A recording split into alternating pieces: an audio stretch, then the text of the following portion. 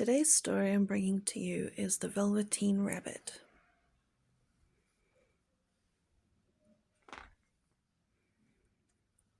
There was once a velveteen rabbit, and in the beginning he was really splendid. He was fat and bunchy, as a rabbit should be, and his ears were lined with pink satin. On Christmas morning, the velveteen rabbit sat wedged in the top of the boy's stocking. For at least 2 hours, the boy loved him, but very soon he was forgotten in the excitement of all the new presents. For a long time, no one thought very much about him, and some of the more expensive toys quite snubbed him. The mechanical toys pretended they were real and looked down upon everyone else. The rabbit could not claim to be real, for he didn't know that real rabbits existed. He thought they were all stuffed with sawdust like himself. The only person who was kind to the velveteen rabbit was the wise old skin horse.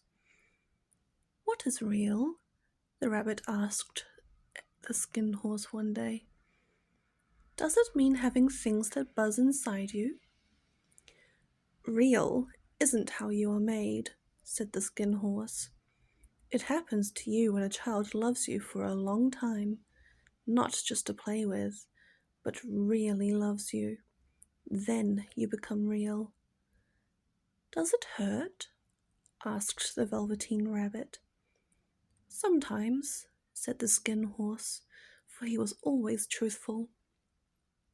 "By the time you are real, most of your hair has been loved off and you have become very shabby. But these things don't matter, because once you are real, you can never be ugly, except to people who don't understand." "Are you real?" asked the rabbit. "Yes," said the skin horse. "The boy's uncle made me real a great many years ago. Once you are real, you can't become unreal again." The rabbit sighed. He longed for his magic called real to happen. There was a person called Nana who ruled the nursery. Sometimes, for no reason whatever, she went swooping about like a great wind and hustled the toys away in cupboards. She called this tidying up, and the playthings all hated it. One evening, after Nana had tidied up, the boy couldn't find the toy dog that always slept with him. Nana was in a hurry, so she simply made him a swoop. "Swoop? Here," she said, "take your old bunny. He'll do to sleep with you." And so that night, and for many nights after, the rabbit slept in the boy's arms. He snuggled down with the boy's hands clasped around him all night long. As the weeks passed, the rabbit was so happy that he didn't notice how his fur was getting shabbier and how the pink had rubbed off his nose where the boy had kissed him. Spring came, and they had long days in the garden, for wherever the boy went, the rabbit went too. Once the rabbit was left out on the lawn until after dusk. Nana was sent to look for him, and as she brought him back, she grumbled, "Fancy all that fuss for a toy." The boy stretched out his hands. "Give me my bunny," he said. "You mustn't say that. He isn't a toy. He's real." When the velveteen rabbit heard that, he was happy.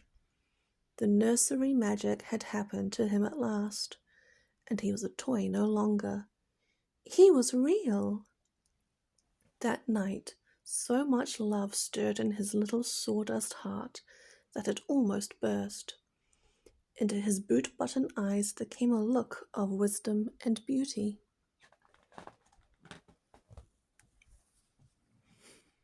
In the long June evenings, the boy liked to play near the woods. One evening, while the rabbit was lying in the little nest that the boy had made, he saw two strange beings creep across the field. They were rabbits like himself, but quite furry and brand new. They seemed to be a different kind of rabbit altogether, for their seams didn't show and they changed shape whenever they moved. They stared at him, and the Velveteen Rabbit stared back, and all the time their noses twitched. "Why don't you get up and play with us?" one of them asked. "I don't believe you can." "I can," said the little rabbit. "I can jump higher than anything." He meant when the boy threw him, but he didn't want to say so. "You haven't got any hind legs, have you?" laughed one of the wild rabbits. "If you had, you would show them, like this." And he began to whirl round and dance until the little rabbit was quite dizzy. "I have got hind legs. I just don't like dancing," he said. "I'd rather sit still." But all the while he was longing to dance, for a funny new tickly feeling ran through him. "You don't smell right," sniffed the wild rabbit. "You're not real." "I am real," said the little rabbit. "The boy said so." And he nearly began to cry. Just then the boy ran past, and with a flash of white tails the two strange rabbits disappeared. "Come back," called the little rabbit. "Oh, do come back. I know I am real." But they never returned, and soon the sun sank lower and the boy came and carried him home. Weeks passed, and the little rabbit grew very old and shabby. He scarcely looked like a rabbit anymore, except to the boy, who loved him just as much. The nursery magic had made him real, and when you are real, shabbiness doesn't matter. And then one day, the boy was ill. His little body was so hot that it burned the rabbit when he held him close. Strange people visited, and the Velveteen Rabbit never stirred beneath the bedclothes, for he was afraid someone might take him away when the boy needed him. The boy was too ill to play for a long time, but the rabbit snuggled down patiently, and at last the boy got better. A trip to the seaside was planned, just as soon as the doctor's orders had been carried out. The little rabbit heard his orders from under the bedclothes. The room was to be thoroughly cleaned, and all the books and toys that the boy had played with in bed must be burned. "Hurrah!" thought the little rabbit. "Tomorrow we shall go to the seaside." Just then Nana caught sight of him. "How about this old bunny?" she asked. "That?" said the doctor. "Why, it's a mass of germs. Burn it at once. Get him a new one. He mustn't have that any more." And so the little rabbit was put into a sack with the old picture books and carried out to the end of the garden, where the gardener promised to burn the whole lot in a bonfire the next day. That night the boy slept in a different bedroom, and he had a new bunny to sleep with him. He was too excited about his trip to the seaside to think of anything else. At the end of the garden, the Velveteen Rabbit shivered and felt very lonely. The sack had been left untied, so he was able to peek out. He thought of those long, sunlit hours in the garden. How happy they were! And a great sadness came over him. Just then, a tear, a real tear, trickled down his shabby little velvet nose and fell to the ground. Then a strange thing happened, for where the tear had fallen, a mysterious flower grew. It had leaves the color of emeralds and a blossom like a golden cup. The blossom opened, and out of it stepped a fairy. quite the loveliest fairy in the whole world.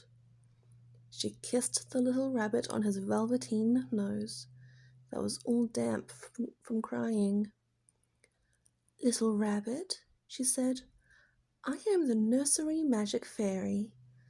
I take care of all the playthings that the children have loved. I turn them into real." "Aren't I already real?" asked the little rabbit. "You were real to the boy," said the fairy, "because he loved you. Now you shall be real to everyone." And she held the little rabbit close in her arms and flew with him into the wood.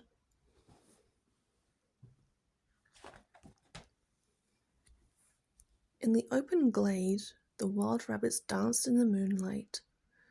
"I've brought you a new playfellow," said the fairy. "You must be very kind to him, for he is going to live here with you forever and ever." And she kissed the little rabbit again and said, "Run and play." But the little rabbit sat quite still. He did not know that the fairy's last kiss had changed him altogether. Instead of dingy velveteen, he had brown fur, soft and shiny. He felt something tickle his nose, and with a wriggle he moved to scratch it, and found that he actually had hind legs. He gave a leap, and the joy was so great that he went springing about, jumping and whirling round. When he stopped to look for the fairy, she had gone. But he was a real rabbit at last, at home with the other rabbits. One day, many months later, the boys saw two rabbits playing in the woods. One of them seemed so familiar, with his little soft nose and round black eyes, that the boy thought to himself, "Why, he looks just like my old bunny." But he never knew that it really was his own bunny, come back to look at the child who had first helped him to be real.